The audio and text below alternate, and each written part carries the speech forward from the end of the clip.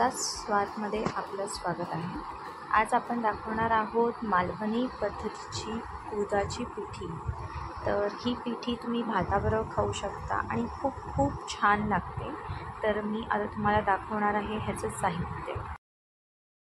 आपण एक असा मोठा असा कांदा चिरून घेतलेला आहे। त्याचबरोबर आपण चवीनुसार हिरवी मिरची आणि कढीपत्तासुद्धा घेतलेला आहे।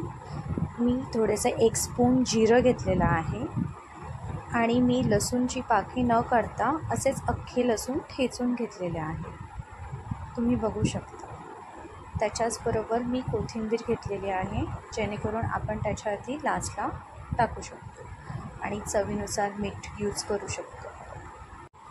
इथे मी अर्धा वाटी उडदाचे पीठ घेतलेले आहे आणि त्याच्यामध्ये आपण थोडं थोडं करून पाणी ॲड करणार आहोत आणि हे छानपैकी असं एकजीव करून घ्यायचं आहे, जेणेकरून फोडणी टाकताना त्याच्यामध्ये गाठी निर्माण नाही होणार। तर तुम्ही हे मिश्रण छान असं एकजीव करून घ्या।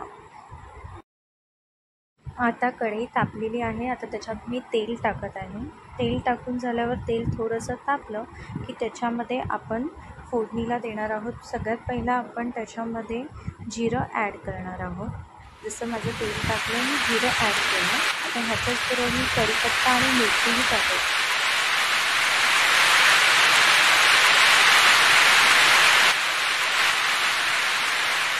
ह्यात आपण आता लसणाच्या पाकळ्या ॲड केल्या आहेत। ह्या छान अशा गोल्डन होऊ दे आणि हा गोल्डन झाला त्याच्यामध्ये आपण कांदा टाकून घेऊया। कांदा हा मस्तपैकी ब्राऊन झाला पाहिजे, त्याचा कलर असा सोनेरी आला पाहिजे, तेव्हा हा कांदा थोडा शिजावा म्हणून मी त्याच्यामध्ये थोडंसं मीठ ॲड केलेलं आहे आणि चवीनुसार तुम्ही नंतर मीठ टाकू शकता।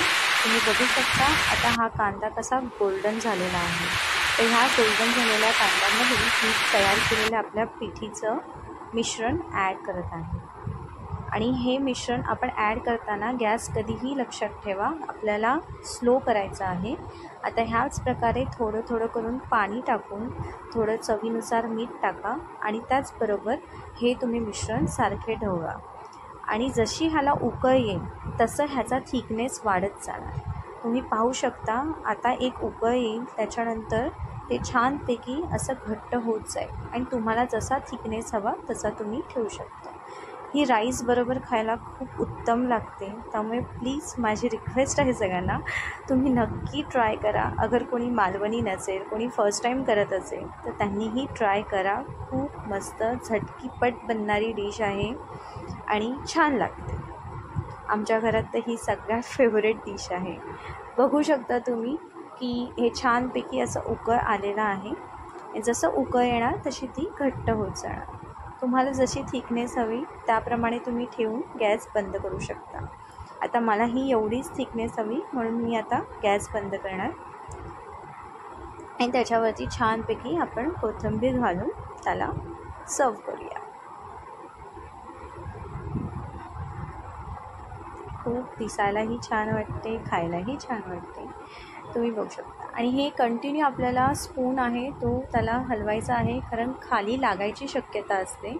त्यामुळे तुम्ही जेव्हा हे कराल तेव्हा तुम्ही प्लीज त्याला खाली लागू नये म्हणून सारखं स्पून हलवा।